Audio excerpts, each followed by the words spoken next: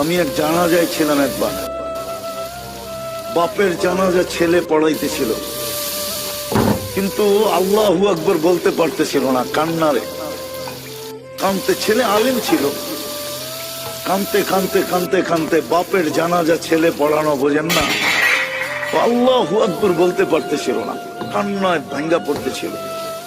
একবার বড় কষ্ট করে জোরে আল্লাহু আকবার বলে উঠছে। জানাজা শেষ, আমার মন বলতেছিল যেন বাবা মাফ হয়ে গেছে। আমি সাথীদেরকে বলতেছিলাম যে আমি জানি না, আমার মন বলে এই বাবাকে আল্লাহ শাস্তি দিবে না। ছেলে আলেম, কলিজার টুকরা নিয়ে গেছে, ঠিক না? বাপ কি কলিজার টুকরা না? মাথার তাজ না? চোখের মণি না?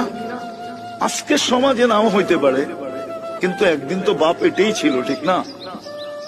নিয়ে গেছে যিনি, তার বিরুদ্ধে যাওয়া উচিত ছিল, কিন্তু ছেলে কান্না ধরা কানছেন বটে, কিন্তু কান্না ধরা শেষমেশ কি বলছে? আল্লাহু আকবার, মালিক তুই বড়।